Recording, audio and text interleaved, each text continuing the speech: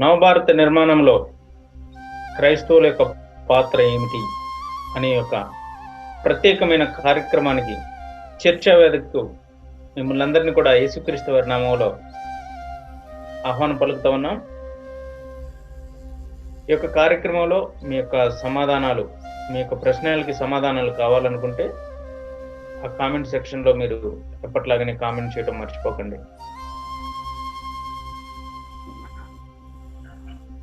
Right, ఈ యొక్క కార్యక్రమాన్ని ఇప్పుడు మనం ప్రారంభించుకుందాం. మనతో అందుబాటులో ఉన్నారు. ఈ యొక్క కార్యక్రమంలో మనందరి యొక్క ప్రశ్నలకు బైబిల్ దృక్పథంలో చరిత్ర నుంచి, ఫిలాసఫీ నుంచి కూడా మనకు సమాధానాలు ఇవ్వడానికి ప్రొఫెసర్ ప్రకాష్ గంటలు గారు మనకు అందుబాటులో ఉన్నారు. దాన్ని బట్టి దేవుని ఇస్తున్నాం. ప్రకాష్ గారు, ఈ యొక్క ప్రత్యేకమైన కార్యక్రమానికి మీకు స్వాగతం పలుకుతా ఉన్నాం. Praise the Lord. Suresh, thank you so much for your support and effort. Thank you so much. Right, YouTube వీక్షకులందరికీ కూడా యేసుక్రీస్తు వారి శుభప్రద నామంలో వందనాలు తెలియజేస్తున్నాను. ఆలస్యాన్ని చింతిస్తున్నాం, క్షంతవ్యులం, క్షమించండి. రైట్, ఒక చిన్న ప్రార్థన చేసుకుందాం. తద్వారా మనం వింటున్న మాటలు మనందరికి కూడా వెలిగింపును దయచేయాలని దేవుడి యొక్క సహాయం కోరుకుందాం. టెక్నికల్ డిలేస్ కూడా ఏమి లేకుండా. ప్రకాష్ గారు, చిన్న ప్రార్థన చేస్తారా? ఎస్, ప్రార్థన చేసుకుందాం. తలలు వంచండి. ప్రేమ కలిగిన తండ్రి, మీ పాదాలకు వందనాలు. ఆయన మమ్మల్ని క్రైస్తవులుగానే కాక మా దేశంలో మమ్మల్ని పౌరులుగా మీరు పుట్టించారు. నీ వాక్యం అపోస్తల కార్యాలు 17వ అధ్యాయం ప్రకారం ఎవరు ఎక్కడ పుట్టాలో, ఎప్పుడు పుట్టాలో కాలాన్ని నిర్ణయించేది, ఊరి పొలిమేరలను నిర్ణయించేది నీవే. కనుక మా ఎథ్నిసిటీ, మా సిటిజన్షిప్, మా పౌరసత్వాన్ని మీరే మీ అనాది సంకల్పంలో నిర్ణయించారు. ఆయన మేము భారతీయులుగా పుట్టడం నీ చిత్తమై ఉంది. దాన్ని బట్టి నేను స్తుతిస్తున్నాం. మమ్మల్ని భారతీయులుగా పుట్టించినందుకు నీకు వందనాలు చెల్లిస్తున్నాం. అయితే భారతీయులుగా, ముఖ్యంగా క్రైస్తవ భారతీయులుగా, దేశ పౌరులుగా మా బాధ్యత ఏమిటి? దేశ నిర్మాణంలో, జాతి నిర్మాణంలో మా పాత్ర ఏమిటి? నైనా మేము గుర్తించడానికి, నైనా మేము సమాజంలో ఇన్వాల్వ్ అయ్యేటువంటి, సమాజంలో చురుకైన క్రియాశీలకమైన పాత్ర పోషించేటువంటి ఉప్పు లాంటి, వెలుగు లాంటి క్రైస్తవ పౌరులుగా ఉండడానికి మమ్మల్ని మీరు మీ వాక్యంతో సంధించాలని, మా మనోనేత్రాల్ని తెరవాలని, అనేకమైన సత్యాలను మాకు నేర్పించాలని, మా గురుతర బాధ్యతను, మా పాత్రను ఆయన దేశం విషయంలో, దేశ పౌరసత్వం విషయంలో మీరు మాకు గుర్తు చేయాలని, మమ్మల్ని పురికొల్పాలని, నన్ను, సురేష్ని వీక్షించబోతున్నటువంటి యూట్యూబర్స్ అందరినీ కూడా మీ పాద సన్నిధిలో జ్ఞాపకం చేసుకుంటూ యేసుక్రీస్తు వారి పేట వేడుకుంటున్నాం తండ్రి. ఆమేన్. ఆమేన్. థ్యాంక్ యూ ప్రకాష్ గారు. సో వీక్షకులారా, గమనించండి, ఈ టాపిక్ ఎన్నుకోవటానికి గల ముఖ్య ఉద్దేశం ఏంటంటే, మనమందరం కూడా మన యొక్క భారతదేశం ఇప్పటికీ స్వతంత్రం సాధించి బ్రిటిష్ వారి నుంచి విముక్తి పొంది 74వ స్వతంత్ర దినోత్సవాన్ని మనం జరుపుకుంటున్నాం. కాబట్టి దీని వెనుక ఉన్న బ్యాక్గ్రౌండ్ ఏంటి అసలుకి అనే విషయాలు మనం తెలుసుకుందాం. అంతేకాకుండా కొంతమంది పనిగట్టుకొని క్రైస్తవులకు దేశభక్తి ఉండదని, క్రైస్తవులు ఎవరో బ్రిటిష్ వాళ్ళు, వీరికి దేశానికి సంబంధం లేదు, వీరి వల్ల అసలు దేశం చెడిపోతుందనే భావన కొంతమంది కలిగి ఉండటం, అంతేకాకుండా క్రైస్తవులు లేదా క్రైస్తవ మిషనరీలు భారతదేశాన్ని ఎంతో దోచుకుపోయారు అన్నట్లుగా అనేకులు ప్రచారం చేస్తున్నారు. అదంతా మనకు తెలిసిందే. అయితే ఈరోజు మనం కొంత పరిశీలిద్దాం, అసలు వీరి యొక్క వాదనలో వాస్తవం ఉందా లేదా, క్రైస్తవం ఒక దేశాన్ని కడుతుందా లేకపోతే మొక్కలు చేస్తుందా, వారందరూ చెప్పినట్లుగా క్రైస్తవులకు నిజంగా భక్తి ఉండదా, దేశం పట్ల బాధ్యత అనేది లేకుండా మనం మసులుకుంటూ ఉంటున్నామా, అసలు ఈ దేశ నిర్మాణంలో మనకంటూ ఒక పాత్ర ఉందా లేదా అనేది మనందరం కూడా తప్పకుండా తెలుసుకోవాల్సిన ఆవశ్యకత ఎంతో ఉంది. కాబట్టి చెప్పే ప్రతి మాటను దయచేసి మీరు శ్రద్ధగా వినాలని మా యొక్క మనవి. అంతేకాకుండా వింటున్నప్పుడు మీకు వచ్చే సందేహాలన్నింటినీ కూడా కామెంట్ బాక్స్లో రాయండి. వీటిని తీసుకోవడానికి నేను ప్రయత్నం చేస్తాను. రైట్, మన మెయిన్ టాపిక్ వెళ్ళే ముందుగా అసలు ఈ యొక్క స్వాతంత్రం అనే యొక్క భావన గురించి ఉపోద్ఘాతంగా ఒక మాట మనం మాట్లాడుకుందాం. వ్యక్తులు స్వాతంత్రం కలిగి ఉండాలి అనే యొక్క భావన ఎక్కడి నుంచి వచ్చింది? దీని యొక్క ఆరిజిన్స్, ఆ రకంగా ఉండాలని నేర్పించింది ఎవరండి? ప్రకాష్ గారు. సురేష్ గారు, చాలా మంచి టాపిక్ తీసుకున్నందుకు వందనాలు. నేటి భారతవనికి, నేటి భారతీయ క్రైస్తవ్యానికి ఇది ఎంతగానో దోహదపడేటువంటి, పురికొల్పునిచ్చేటువంటి, బాధ్యతను గుర్తు చేసేటువంటి, అనేకమైన అపోహల్ని పటాపంచలు చేసేటువంటి కార్యక్రమం కావాలని మనము ఆశిద్దాం, ప్రార్థన చేద్దాం. తప్పకుండా. ఒక్కసారి మీ ప్రశ్నని ఒక్కసారి రిపీట్ చేయండి. ఆరిజిన్ గురించి అడుగుతున్నారు. దేని ఆరిజిన్ గురించి? అంటే స్వాతంత్రం, వ్యక్తులు వారి యొక్క జీవన శైలి, వీరు స్వాతంత్రంగా ఉండాలి అనే భావన అసలు ఎక్కడి నుంచి వచ్చింది? వాళ్ళు స్లేవ్స్ లాగే ఉండొచ్చు కదా వ్యక్తులు, నాకంతటూ నేను స్వాతంత్రం కలిగి ఉండాలి, ఐఎమ్ ఏ ఫ్రీ మ్యాన్ అనే యొక్క భావన ఎక్కడది? రైట్. భావన ఆరిజిన్ గురించి మాట్లాడక ముందు ఒక విషయం మనం మాట్లాడుకోవాలి. మీ ప్రశ్నలో అది అంతర్లీనంగా అజంప్షన్, ఆ పూర్వాలోచన ఉంది. ఏమిటంటే, మనిషిగా పుట్టిన ప్రతివాడు స్వేచ్ఛను కోరుకుంటాడు, స్వేచ్ఛాజీవిగా బ్రతకడానికే ఇష్టపడతాడు. చాలా సంవత్సరాల క్రితం, క్రీస్తు పూర్వం 4వ శతాబ్దంలో సోక్రటీసు విగ్రహారాధనకి వ్యతిరేకంగా, ఆనాటి గ్రీకుల మత మౌఢ్యానికి వ్యతిరేకంగా అతను ఉపన్యాసం ఇచ్చిన తర్వాత పెద్దల సభ అతనికి మరణశిక్ష విధించేటప్పుడు అతనికి ఒక చాయిస్ ఇచ్చింది.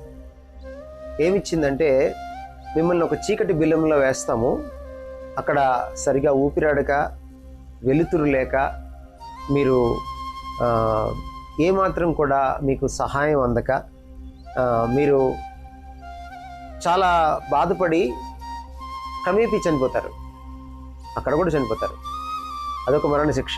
లేదా ఈ క్షణమే మీరు చనిపోవడానికి మరొక మార్గం ఉంది, విషం కలిపిన ద్రాక్షరసం మీకు ఇస్తాం, దాన్ని తాగి మీరు చనిపోవాలి. ఈ రెండిట్లో మీరు దేన్ని కోరుకుంటారు? మరణశిక్ష మాత్రం తథ్యం, బట్ ఈ రెండిట్లో మీరు దేన్ని తీసుకుంటారు అంటే, ఆయన నేను విషం కలిపిన ద్రాక్షరసాన్ని తీసుకుంటానన్నాడట. ఎందుకయ్యా అలాగా అనంటే, ఇందులో స్వేచ్ఛ ఉంది అన్నాడు అతను. స్వేచ్ఛ లేకుండా మ్రగ్గి చావడం కంటే స్వేచ్ఛతో చావడమే మంచిది అని అన్నాడు సోక్రటీస్. మేధావులు కావచ్చు, పండితులు కావచ్చు, పామరులు కావచ్చు, సామంతులు కావచ్చు, సామాన్యులు కావచ్చు, ఈ స్వేచ్ఛను కోరుకుంటారు అహర్నిశలు. ఏ మనిషి రోబోగా ఉండడానికి ఇష్టపడ్డం. దానికి కారణం, ఆరిజిన్ ఏంటంటే, మనిషి డార్విన్ చెప్పినట్టుగా కోతి నుంచో చింపాంజీ నుంచో జీవ పరిణామం ద్వారా క్రమేపీ అతను పరిణామం చెంది మానవుడిగా ఉత్పన్నం కాలేదు, ఉద్భవించలేదు, ఆవిర్భవించలేదు. ఒకవేళ అదే సత్యం అయితే, న్యాచురల్ సెలక్షన్ ద్వారా మనవుడి కోసం పోరాటంలో మ్యాటర్, టైం, ఛాన్స్ ద్వారా అతను కానీ మనిషి అలాగ ఉనికిలోకి వచ్చుంటే, ఈ రోజున మనిషి ఒక యాక్సిడెంట్ అవ్వాలి. సో మనిషి యాదృచ్ఛికంగా, కాకతాళీయంగా వచ్చాడు, ఆవిర్భవించాడు అనే చెప్పాలి. కాకతాళీయంగా రావడమే కాకుండా ఆ న్యాచురల్ సెలక్షన్లో DNA ప్రోగ్రామింగ్ ద్వారా వచ్చాడు. So you cannot call people as persons, but you can only call them as programs. Computer ప్రోగ్రామింగ్కి ఒక మనిషిలోని పర్సనాలిటీకి ఉన్న పెద్ద వ్యత్యాసం ఏంటంటే, ప్రోగ్రామర్ చేతిలో ఉంటుంది, పర్సనాలిటీ ఆ పర్సన్ చేతిలోనే ఉంటుంది, అదే స్వేచ్ఛ. కాబట్టి డార్విన్ దీనికి జవాబు చెప్పలేడు, స్వేచ్ఛకు జవాబు చెప్పలేడు. బైబిల్ ఏం చెప్తుందంటే మొదటి పేజీలోనే దేవుడు మనిషిని తన పోలికలో తన స్వరూపంలో సృజించుకున్నాడు. ఆదికాండం 1వ అధ్యాయము మనం 26, 27, 28 వచనాలు చదివితే ఈ విషయం సుస్పష్టంగా ఉంది. మనిషిని అన్నప్పుడు బైబిల్ ఇంకా సుస్పష్టంగా ఏం చెప్తుందంటే స్త్రీని పురుషుని ఇద్దరిని సమానంగా తన పోలికలో తన స్వరూపంలో సృజించుకున్నాడు. దేవుడు స్వేచ్ఛాజీవి. ఆయన స్వేచ్ఛ అనంతమైంది, అంతిమమైంది. ఎందుకంటే దేవుడు అంతిమమైన వాడు, అనంతమైన వాడు కనుక తన స్వభావం, తన స్వరూపం, తన పోలిక మనిషికి ఇచ్చినప్పుడు అందులో సహజ సిద్ధంగానే స్వేచ్ఛ అంతర్భాగంగా మనకు అబ్బింది. తత్ఫలితంగా దేవుని స్వరూపమైన పోలికైన మనిషికి స్వేచ్ఛాజీవిగా, అంటే ఇక్కడికి ఈ భూమి మీదకి వచ్చేటువంటి పరిస్థితి ఏర్పడింది. So that is the origin. Because of the fact of the matter that we are created by God as free beings, that too as images of God, which is the foundation for freedom. దేవుని పోలికలుగా దేవుడు మనల్ని సృష్టించుకొని నిబిడీకృతంగా మనకి ఆ స్వేచ్ఛ సామర్థ్యాన్ని ఇవ్వడం బట్టి మనం ఈ రోజున స్వేచ్ఛాజీవులుగా పుట్టాం. ఆ స్వేచ్ఛను ఎవడైనా కబలిస్తే, అది బ్రిటిష్ వాడు కావచ్చు, అది అగ్రకులస్తుడు కావచ్చు, అది ఆఫీస్లో బాస్ కావచ్చు, లేకపోతే ఒక విద్యార్థి పైన ఉన్న టీచరు, ప్రిన్సిపల్ కావచ్చు, లేక పక్కింటి వాడు కావచ్చు. మన స్వేచ్ఛను ఇంకొకడు హరించినప్పుడు అది మనకి కష్టంగా తోస్తుంది, కొంతకాలానికి ఎదురు తిరుగుతాం. సో ఎందుకంటే ఇది సహజమైనటువంటి ఒక సామర్థ్యం, దేవుడు మనకి ఇచ్చినటువంటి ఒక వరం అని చెప్పాలి. స్వాతంత్ర్యం నా జన్మ హక్కు అని నినదించారు మన వాళ్ళు. నీకు హక్కు ఎలా అయింది? ఇంకా కాన్స్టిట్యూషన్ రాయలేదు కదా, ఇంకా స్వతంత్ర భారతం ఏర్పడలేదు. స్వాతంత్ర్యం నా జన్మ హక్కు అన్నాడు. అంటే జన్మించిన ప్రతి మనిషిగా పుట్టిన ప్రతి వాడికి, అతడు మనిషి కాబట్టి ఆ మానుషత్వంలోనే స్వేచ్ఛ అన్నది ఒక హక్కుగా పరిణమించింది అన్నమాట. ఎలా పరిణమించింది? దేవుడు దాన్ని ప్రతి మనిషికి ఒక వరంగా ఇచ్చాడు అన్నమాట. ఇంత లోతుగా మన అంటే స్వాతంత్ర సంగ్రామంలో నినదించినటువంటి నాయకులు ఆలోచించుండకపోవచ్చు. దాన్ని సృష్టించిన వాళ్ళు ఒకవేళ అలాంటి ఆలోచనతో మరి దాన్ని, ఆ నినాదాన్ని రాసి ఉండొచ్చు. మొత్తం మీద వెనక దేవుడు లేకపోతే, దేవుడు నన్ను అంతర్లీనంగా స్వేచ్ఛాపరుడిగా పుట్టించకపోతే నా జన్మ హక్కు అని అనడానికి నాకు హక్కు ఎక్కడది? So that God is the origin of every human beings freedom అన్నమాట. రైట్, థ్యాంక్ యూ ప్రకాష్ గారు. కానీ విచిత్రం ఏంటంటే వీక్షకులారా గమనించి, దేవుని నమ్మని వాళ్ళు, లేకపోతే ఆస్తికులు అనొచ్చు, ఆస్తికుల్లో కొంతమంది ఎక్కువ భక్తి పరంగా లేకపోయినా మోస్ట్లీ దేవుని నమ్మని నాస్తికులు ఏం చేస్తారంటే ఎక్కువ స్వేచ్ఛ గురించి మాట్లాడుతూ ఉంటారు. వాళ్ళు వచ్చిన దేవుణ్ణే పక్కన పెట్టి ఈ యొక్క స్వేచ్ఛ గురించి ఎక్కువ మాట్లాడటం అనేది కొంత విడ్డూరంగా అనిపించవచ్చు. కానీ ఈ రోజున మనం గమనించాల్సింది ఏంటంటే, స్వేచ్ఛ నాకుంది అని మాట్లాడుతున్నాం అంటే అది ఎక్కడి నుంచి వచ్చింది అనే ఒక ప్రశ్న మనం వేసుకోకుండా ఈ స్వేచ్ఛ ఉంది బై డిఫాల్ట్ అనుకోవటం అనేది అర్థం లేని ప్రశ్నగా మారుతుంది. రైట్. సో ఈ యొక్క అవుట్లైన్ ఇచ్చిన తర్వాత స్వేచ్ఛ కావాలి అంటే దానికంటే ముందు ఏదో ఒక బానిసత్వంలో మనం ఉండాలి. ఇప్పుడు 1947 ఆగస్టు 15న మనం బ్రిటిష్ వారి బానిసత్వం నుంచి విముక్తి పొందామనేది ఎంతో సత్యం. అయితే ఆనాటి పరిస్థితులకు వెళ్ళి మనం చూడకపోతే అసలు మనం దీన్ని ఎందుకు సెలబ్రేట్ చేసుకోవాలి, ఏం జరిగింది అనేవి మనకు అర్థం కావు. కాబట్టి ఒకసారి బ్యాక్కి వెళ్ళి బ్రిటిష్ వారు రాకముందు పరిస్థితులు ఎలా ఉన్నాయి, బ్రిటిష్ వారు వచ్చాక ఎలా ఉన్నాయి అనేవి చూసిన తర్వాత మనం ఇప్పుడు ఈ సమకాలీన యొక్క పరిస్థితులు కూడా మనం ఆలోచించే ప్రయత్నం చేద్దాం. కాబట్టి ప్రకాష్ గారు, ఇప్పుడు దయచేసి మమ్మల్ని 1947 కంటే ముందుకి, అంటే పాస్ట్ కి మీరు మమ్మల్ని తీసుకువెళ్ళి బ్రిటిష్ వారు రాకముందు ఈ యొక్క దేశం ఏ రకంగా ఉంది అనే కొన్ని విషయాలు చెప్పిన తర్వాత అసలు వచ్చిన తర్వాత ఏం జరిగిందనేవి మరలా చూద్దరు. కానీ can you please tell us, అప్పుడు మనం కంప్లీట్ గా ఫ్రీడమ్ ను కలిగి భారతీయులంతా కూడా చక్కగా సుఖశాంతులతో ఉన్నారా, లేకపోతే బ్రిటిష్ వాళ్ళు రాకముందు everybody is enjoying their free will, ఏం జరిగింది అప్పుడున్న ఆ యొక్క కాలమాన పరిస్థితులు కొంచెం వివరించండి. తప్పకుండా సురేష్, చాలా అద్భుతమైన ప్రశ్న ఇది, చాలా అత్యవసరమైన ప్రశ్న నేటి స్థితిగతులకి. నాని ఫాల్కీవాలా అని చాలా ఉద్దండుడైనటువంటి న్యాయశాస్త్ర కోవిదుడు మన భారతదేశంలో. ఈరోజు న్యాయశాస్త్రంలో లాలో నాని ఫాల్కీవాలా దాదాపుగా కోట్ చేయనటువంటి ఏదో ఒక సందర్భంలో ఏదో ఒక కేసులో కోట్ చేయనటువంటి ప్రస్తావించినటువంటి ఉద్దండుడైన అంటే సుప్రీంకోర్టు హైకోర్టు లాయర్లు ఉండరు అని చెప్పుకోవచ్చు, అందులో అతిశయోక్తి లేదు. ఇంక్లూడింగ్ రామ్ జెత్మలాని, నిన్న మొన్న పరమపదించినటువంటి రామ్ జెత్మలాని లాంటి వాళ్ళు కూడా నాని ఫాల్కీవాలాని కోట్ చేస్తారు. నాని ఫాల్కీవాలా ఎంత అథారిటీ అంటే ఆయన సెక్షన్స్ ని, లాస్ లో ఉన్నటువంటి ఆర్టికల్స్ ని ఇంటర్ప్రిట్ చేయడంలో కూడా ఆయన దిట్ట. సో నాని ఫాల్కీవాలా ఒక మాట ఏమన్నాడంటే, was India free before the British Raj అనే ఒక ప్రశ్న లేవనెత్తాడు ఆయన. Was India free before the British Raj? British వాడు వచ్చి భారతదేశాన్ని పరిపాలించక మునుపు భారతదేశం స్వతంత్ర భారతంగా ఉందా? నా ఆ మాటకి ముందు ఇంకొక ప్రశ్న కూడా నేను లేవనెత్తుతాను.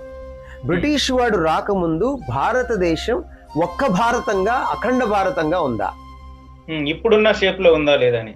ఇప్పుడున్న షేపే కాదు, ఇప్పుడున్నట్టుగా ఒకే గడ్డగా, ఒకే సంస్థానంగా, ఒకే స్టేట్ గా, ఒకే రాష్ట్రగా, లేకపోతే ఒకే రాజ్యంగా, తెలుగులో చెప్పాలంటే దేశంగా ఉన్నదా అంటే రెండుటికి సమాధానము దురదృష్టవశాత్తు మనం నో అని చెప్పుకోవాలి. ఓకే, అంటే స్వాతంత్రము లేదు, అట్లనే ఒక దేశంగా కూడా లేదు, మనం మొక్కలుగా ఉన్నాం. ఇప్పుడు మొక్కలుగా ఉన్నాం. మీరు ఏ చరిత్ర మాస్టర్నైనా అడగండి, బ్రిటిష్ వాడు రాక మునుపు ఎన్ని వందల సంస్థానాలు ఉండేయో. ఓకే, ఈ రోజున వీళ్ళు అఖండ భారతం అంటున్నారు. విడిపోయిన ఒక్క పాకిస్తాన్ గురించే మాట్లాడుతున్నారు. అది దురదృష్టకరమైన విషయమే. పాకిస్తాన్ మనకి ఇప్పటికీ కూడా ఒక తలనొప్పిగా పరిణమించడము నిజంగా దురదృష్టకరమైన విషయమే. ఆ పరిణామాల్లోకి, ఆ చరిత్రలోకి ఇప్పుడు మనం వెళ్ళడం అసందర్భం. అంటే మన వల్ల అనేది విభజించి పాలించు అనేది బ్రిటిష్ వాడు తెచ్చాడు, అంతకుముందు కలిసే ఉన్నాం, వీడొచ్చి విభజించాడు అనేది కొంతమంది అంటారు కదా. విభజించి పాలించడం గురించి కూడా నేను చెప్తాను, ఎందుకంటే సత్యాలు మనం మాట్లాడుకోవాలి. ఎందుకంటే ఎప్పుడైతే ఈ చరిత్ర నేటి తరానికి తెలియదో, ముఖ్యంగా భారతదేశంలో నిరక్షరాస్యులు ఎక్కువ, తర్వాత చదువుకున్న మోటోళ్ళు ఎక్కువ. ఎందుకంటే ఈ శ్రీ చైతన్య నారాయణ లాంటి వాటిల్లో ఈ లోతైనటువంటి విశ్లేషణ ఉండదు. అక్కడ ఉన్నటువంటి పాఠం ఏంటో రాసుకుని దాన్ని బట్టి కొట్టి 10కి 10 తెచ్చుకోవడం తప్పించి అంతకుమించి లోకం కానీ, దేశం కానీ, చరిత్ర కానీ తెలియదు అన్నమాట. సో అందువల్ల ఏమిటంటే ఎడ్యుకేట్ చేయాల్సిన అవసరము చాలా చాలా ఉందన్నమాట. నేను చేసే ప్రతి వీడియో మీకు నోటిఫికేషన్ రూపంలో రావాలంటే ఎర్రగా కనిపించే ఆ యొక్క సబ్స్క్రైబ్ బటన్ని సబ్స్క్రైబ్ చేయండి. తర్వాత బెల్ ఐకాన్ని గంట ఆకారంలో ఉన్నటువంటి దాన్ని క్లిక్ చేయండి, మీకు ప్రతి నోటిఫికేషన్ వస్తుంది.